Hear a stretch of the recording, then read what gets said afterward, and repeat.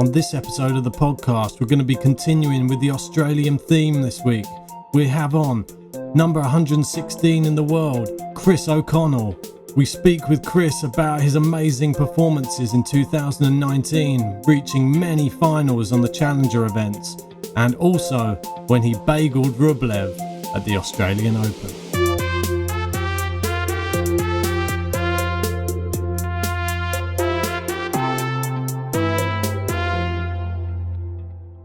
Let's get straight on with it, Chris. How are you doing? How's everything going in Australia?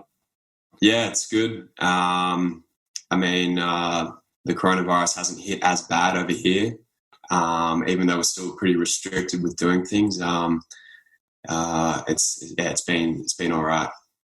Yeah, well, we're going to start off straight away. Like for me and Ben, we was talking prior, obviously, about having you on, and we are huge fans of you because we found like with your games, there was so many games last year, and you was reaching so many finals, playing some incredible tennis. We got to see a lot more of you than what we did like a lot of other players on the tour.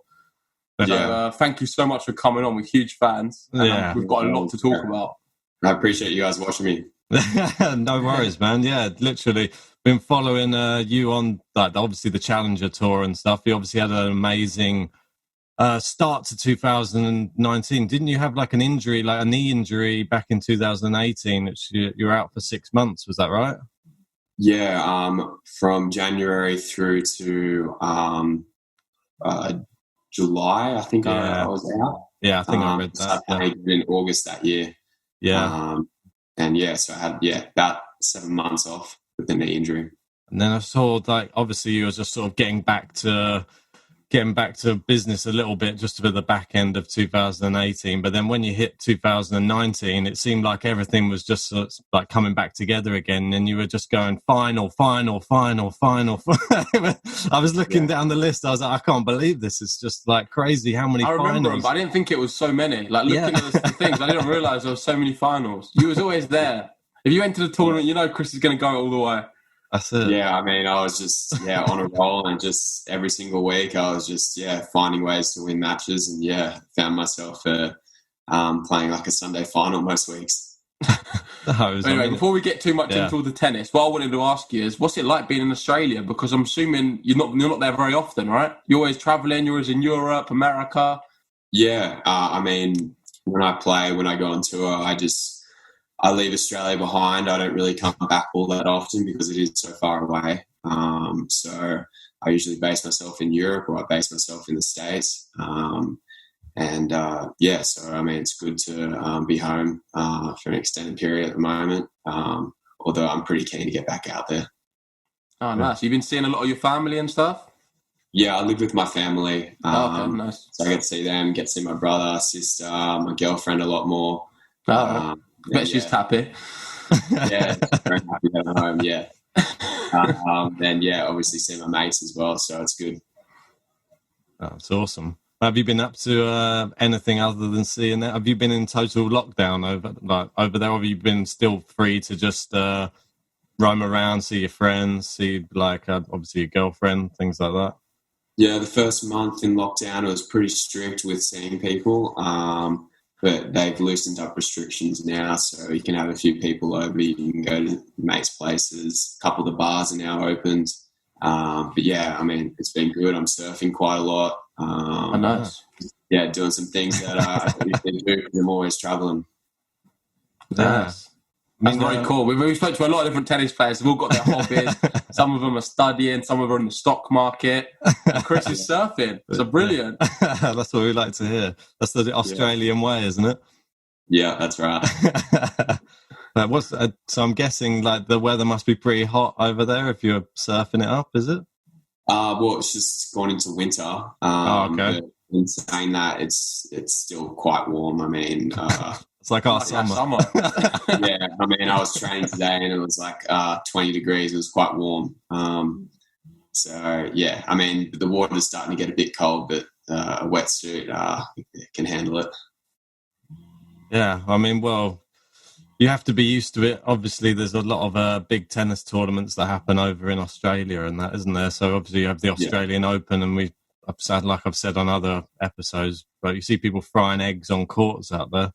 So it's absolutely crazy. But yeah, that's something I wanted to get into maybe first off as well, because we know that you played in the Australian Open in this January, and obviously you came up in the first round. You came up against one of the hot prospects on tour, which is like, you probably saw the draw and thought, oh wow, this is going to be a real tough match. But you go ahead and you bagel Rublev in this match, which was like, me and Darren were like at work. We were like, have you just seen Chris just bagel Rublev? And what was it like, this match? Can you like take us through like the whole thing? Yeah, I mean, when the draw came out, so I had Rublev. I was like, tough draw. He's in good form. I mean, he was in unbelievable form, actually. I think he won 2 tournaments. He'd won Doha and another one as well, In Adelaide. Did he win Adelaide? I think so. Yeah, I think so, yeah. Yeah.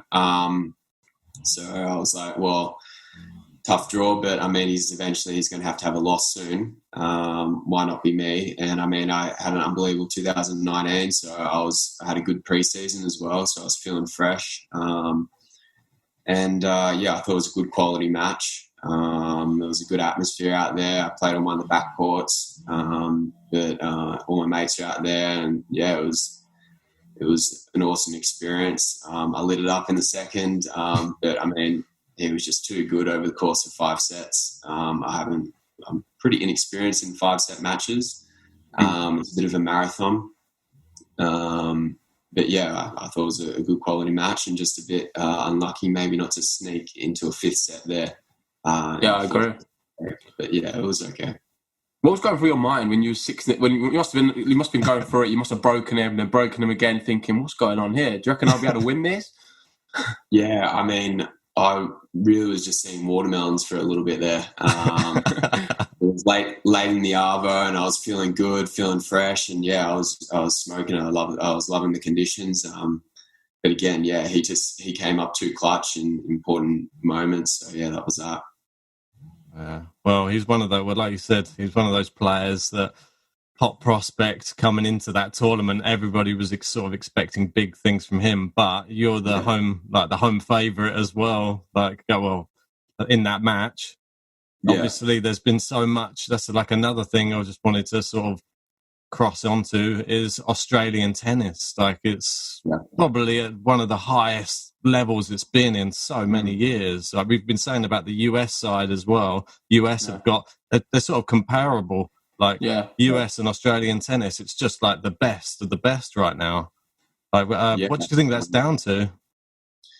I'm not really sure. I mean, growing up playing all the junior tournaments in Australia, always had a feeling that I was playing some quality Australian juniors. And we all seem to just come through together in like a little bit of a crop of players. And it's all transitioned onto the tour. So it's pretty exciting times for Australian tennis.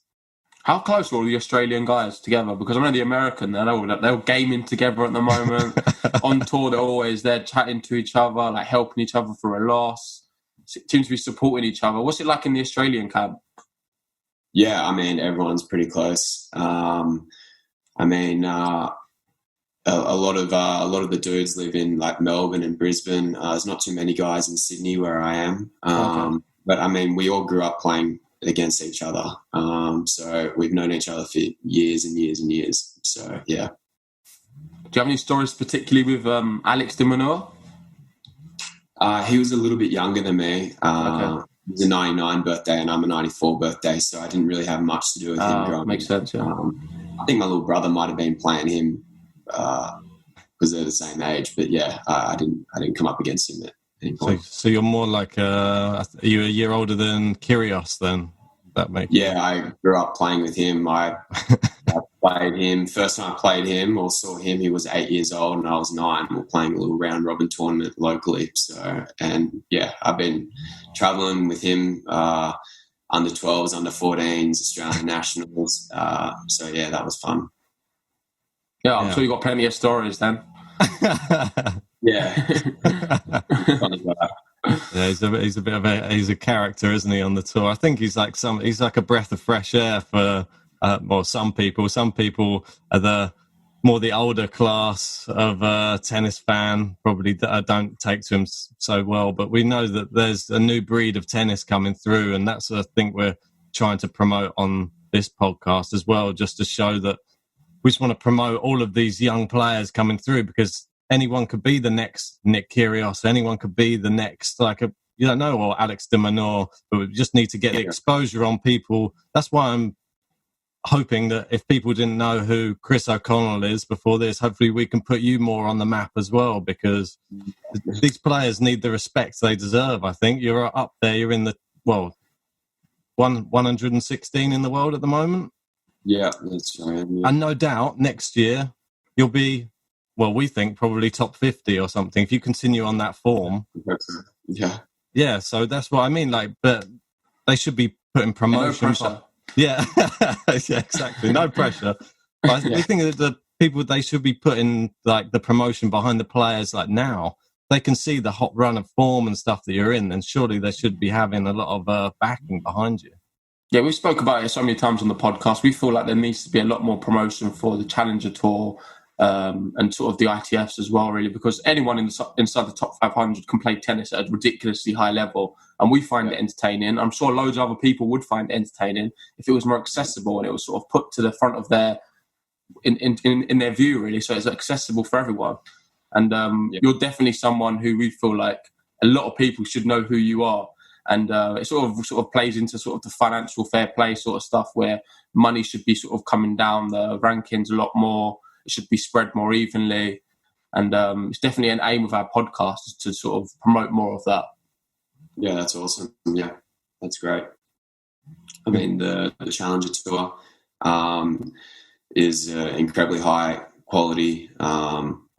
I mean, there's plenty of good players that are coming through the Challenger circuit, and there's a few guys that have been in the top 100 dropping down into the Challenger circuit. So, I mean, yeah, some of those draws I'm playing over in Europe, that there's some seriously high-quality players playing them, and it's tough to get through that Challenger circuit onto the ATP circuit. So for you personally, you went from the ITFs this year, was it in July in 2019, if I remember correct? Yeah. So you've not actually been playing. You played in the Challengers before your injury as well, right? Yeah. Yeah. So now you're just sort of returning back to that, and it's we've seen what's capable, what you're able to do. Do you not feel like with a bit more run, maybe this year, the end of this year, 2020, 2021, you can really push on? And sort of we've seen that you've really qualified now for some of the Grand Slams, playing in them, and we feel like you've got the overall game to be able to do that. It just maybe needs a bit more consistency and keep playing, maybe regular, to sort of up the tempo with it all. Yeah. I mean, yeah, it's something that I'm going to be looking at doing next year by playing a few more tour event qualifying events. So, yeah, just test myself a little bit more. I feel I've established myself pretty well on the Challenger circuit. So, yeah, I do want to start playing a few more qualifying events. I actually haven't played any Grand Slam qualies either. Okay. So, yeah, I'm looking forward to playing them, and I mean potentially just playing main draw and getting straight in there. I'm close to 100 at the moment, but yeah, I'm really looking to push on now and just stay healthy and fit, because that's been my biggest issue. Not being on court long enough and not being able to build that consistency. So that's my main priority at the moment. I'm 26 now. I just turned 26 the other week, and happy birthday for that. Thank you. So yeah, I feel like I'm just getting better and better, and heading towards my prime tennis. Definitely, yeah, we completely agree. Yeah, I think so. Yeah, that's such a valid point as well, because I know that you say you want to get more into the tour events and stuff like that, and we've seen some really promising stuff from people who have bridged the gap. Let's say we've had Seyboth Wild, who decided to make the bridge the gap into, and he won his first one on the first time of asking. I think that this is possible for you as well. I think you just need a little bit of luck on your side, but also just a good draw, and you could still if you were keep improving with your tennis, you're great on clay courts and hard courts. So you've got the options are open for you, really. We've seen Tommy Paul. Tommy Paul's done it, and you beat Tommy Paul. I remember watching that game because I was like, you've both in ridiculous form, and we was watching that, thinking, who's going to win this one now? And then you've come out on top. So it just shows you've got the level to be able to get to that to get to that level, and it's going to be interesting to see what happens. But just touching on the Grand Slams, actually, obviously Australian Open is going to be obviously quite special for you. But a slam I would love to see you in is the French. Yeah, that's definitely my most look forward to slam. I would love to play there in the summer in Paris on those dryish sort of French courts. I think it would really suit my game. So yeah, I'd be pumped to play the French Open for sure. So explain to me how it would work. So say if the French Open was to take place this year, would you be in for a shot for any qualification spots there or not? I'm not too sure. I mean, depends what draw size they have. Okay. I know that the US Open at the moment is talking about a bigger draw size with no qualifying. So I'm not sure what the French Open are thinking of doing. Yeah. The reason I asked that is because there could be a lot of players maybe potentially drop out, which would leave for sort of like a lower ranked players sort of enter maybe. It all depends. No one really knows. A lot of speculation at the moment. Yeah. Yeah. I mean, to be honest, I don't really keep up to date with it. I just ask the guys that I'm training with if they've heard anything, and that's how I'm getting my news about what's happening on the tour at the moment. Twitter seems to be the place to be for finding out stuff before you even get told by the ATP these days. Yeah, right. Yeah, pretty much. You'll have to get a Twitter account, Chris. Yeah. I wanted to sort of move away to like when you were like growing up playing tennis and stuff like that. And do you have any like real inspirational figures that you were sort of looking up to when you were just starting, when you were like in the youth, like in your youth of tennis, let's say? Yeah. I think I had 3 players that I looked up to. I was obsessed with Leighton Hewitt. Just loved how tough he was. I loved Pat Rafter. And a little bit of a different one. I have an Argentinian coach who has been coaching me since I was 8, and I loved Gaston Gaudio, who is Argentinian. So I love one-handed backhand. I've got a one-handed backhand. So, yeah, I was going to say, you definitely have that Argentinian flair. Yeah. You've got that. I don't know. I can see it now, and now you've said it, it just clicked to me. So I'm glad you said that. Yeah, it's got a lot of power behind that backhand as well. You really tonk it. You just need to work on the Del Potro forehand now. Yeah. That's it. No, there's so many great Argentinian players. I was going to touch on, obviously, the first person you said there, Leighton Hewitt. He obviously goes down massively in British history for grabbing that Wimbledon title back in 2002. Do you have any ambitions to be playing any grass court tennis yourself, like in the coming years? To be honest, probably not. Christ.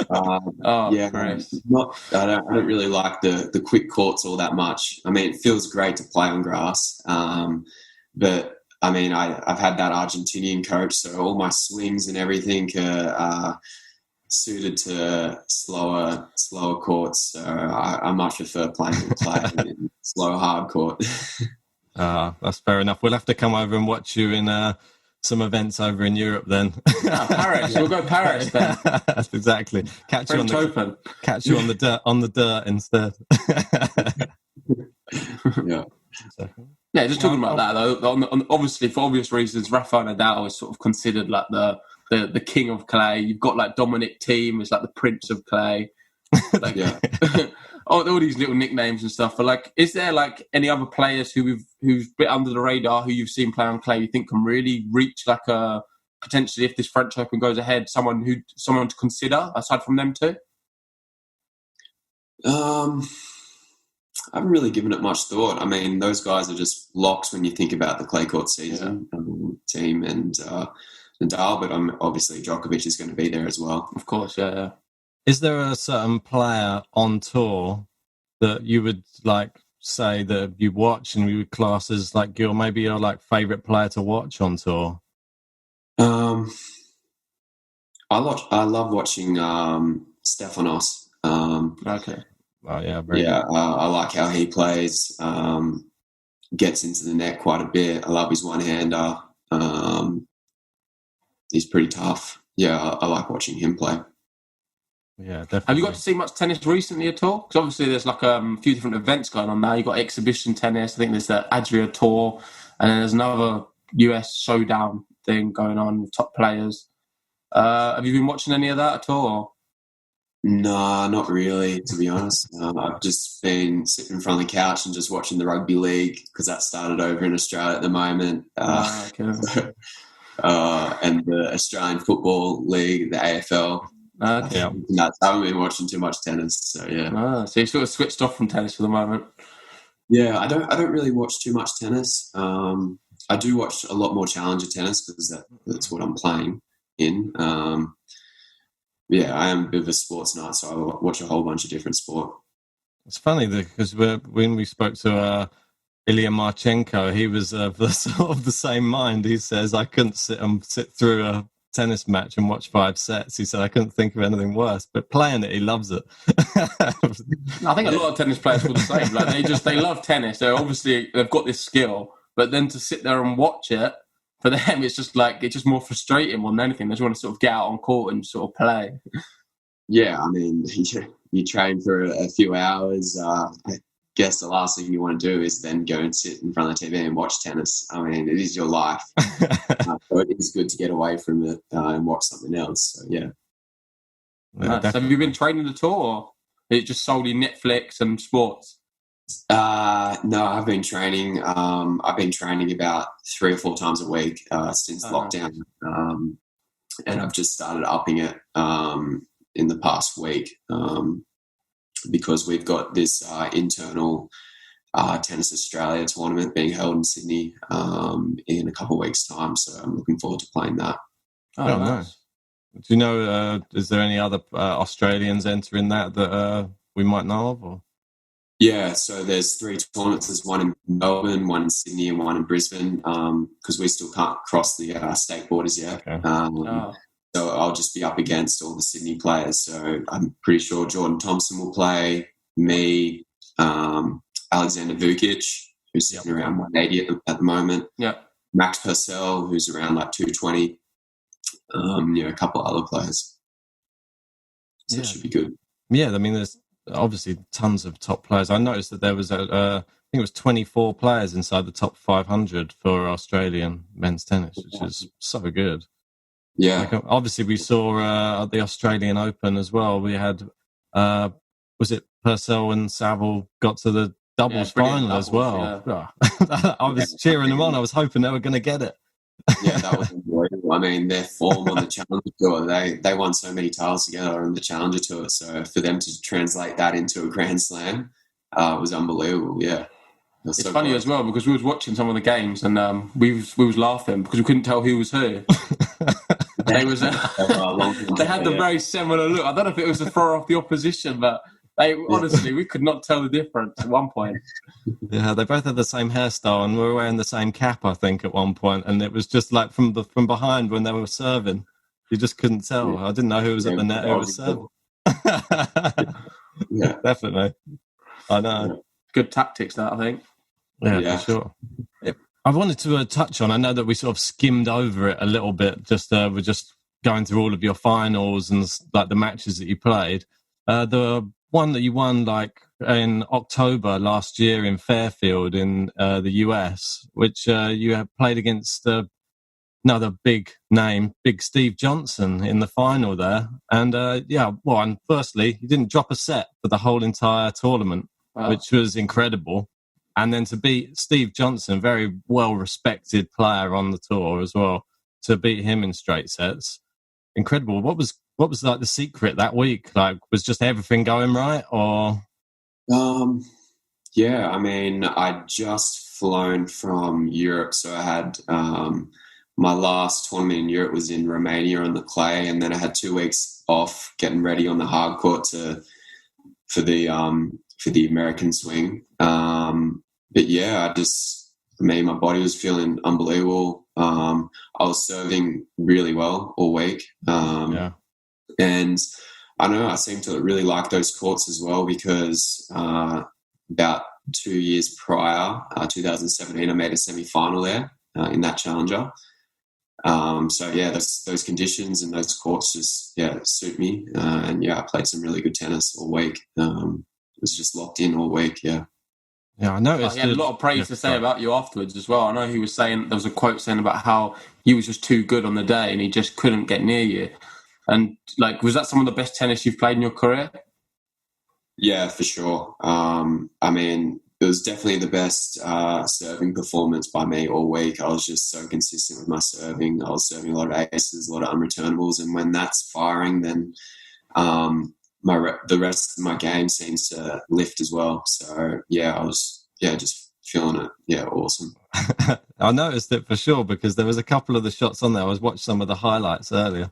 And then there was even one where you sort of were on the run. You weren't even looking. You just like swung a backhand at it down the line, and it just like boom pings like right past him at the net. He didn't even think that you were going to swing it, I don't think. And there were just like shots like that. Everything just going right. He didn't even have to look. just hit it. Yeah, playing very well. Yeah.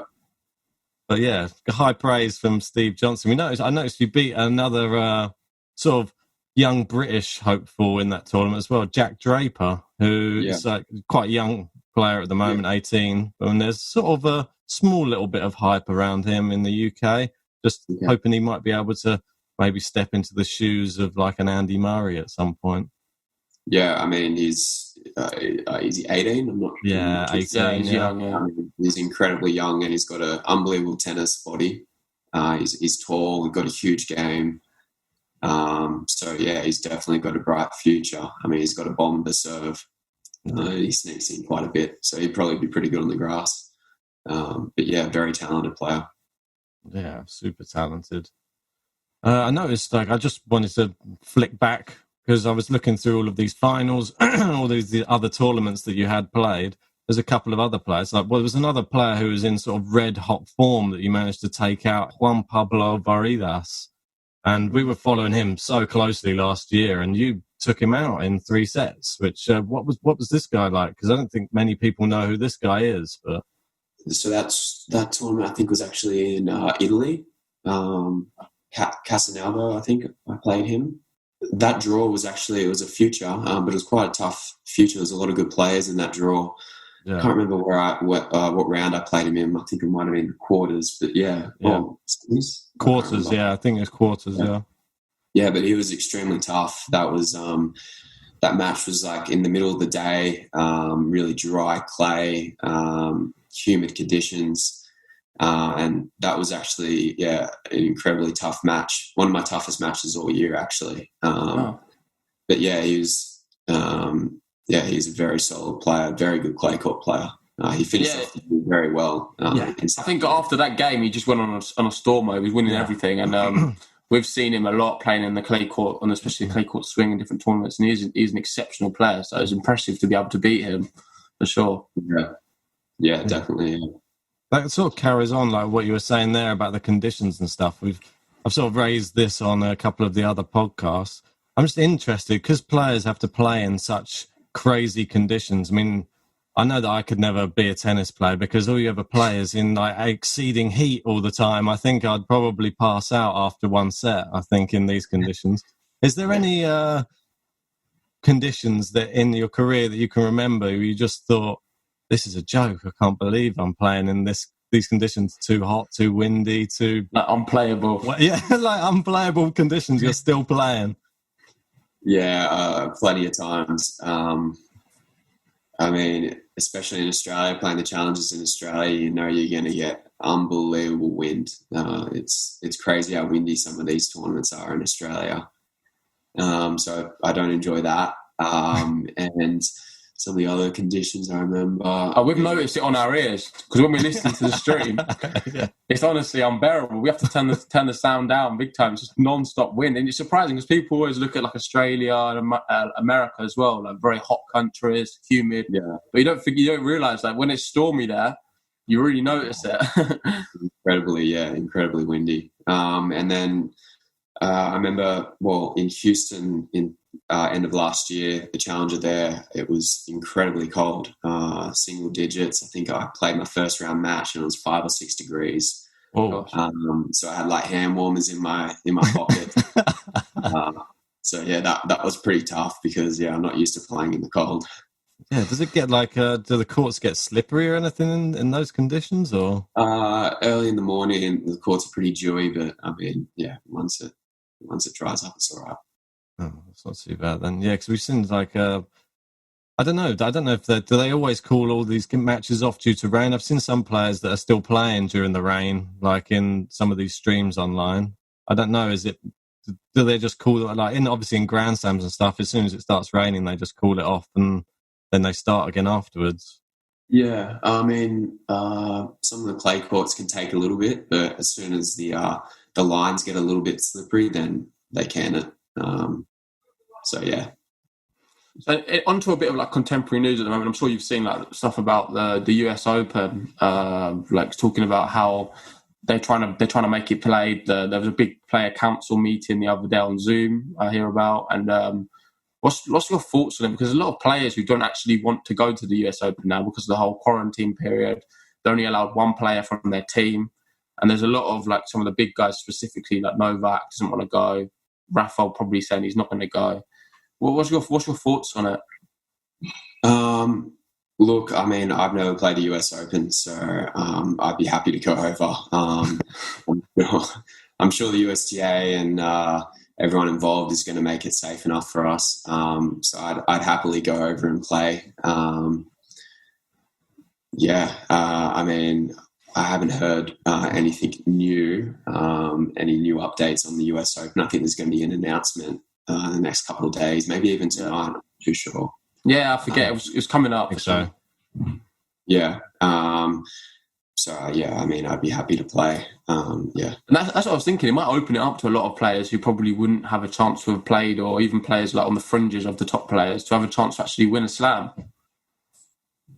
Yeah, I mean, I know some of these big guys are saying that they don't want to play. But I mean, if there's a Grand Slam on, I can't see them not playing. That's what I was thinking as well, to be fair. Like, if one of them, if Novak is saying he's not playing, then Rafa Nadal turns up, I feel like he's going to turn up as well. He's not going to just let him, it's giving him one over on him, isn't it? Yeah. It's like a free hit. Surely that can't happen. Yeah, definitely. Well, now Roger's out the picture as well, isn't he? So just gives them, surely they'd want to be playing it even more. Yeah, definitely. I guess we'll wait for the announcement and we'll see what happens with that. Last question I wanted to ask you was, what's the toughest player you've played against on tour? Toughest player would probably be James Duckworth. Okay. I mean, he was. I just felt incredibly uncomfortable. I played him maybe 2015, 2016 in a Challenger in Australia, and I just felt just incredibly awkward out there on court. I can't really think of anyone else though. I mean, I've played Dimitrov. I played him in an Australian Open a couple of years ago, so he was pretty tough. But then again, I still felt pretty comfortable in like a rally situation. But yeah, I can't think of anyone else. No, it's interesting. Yeah, it's a good bit of Aussie rivalry. You'll be able to get one back over on him, I'm sure. And with this scintillating form you've been in, I'm sure your paths will cross again. Yeah, hopefully. Yeah. Great. He's been injured quite a lot, so it's good for him to be back in the top 100 now. I'm pretty happy for him. Definitely. Another top Maybe next time you play him, just catch him straight after the injury. First game back. We don't want any asterisks next to any of these ones. Oh, gosh. Yeah. Anyway, thank you so much, Chris, for coming on. It's been a pleasure talking to you. I appreciate it. We're just interested to see what the future holds for you in tennis. And yeah, thank you. Cheers. I really appreciate you guys having me on. No worries, man.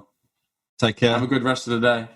All right. Speak to you soon. See you, man. Bye. See you, man. Bye.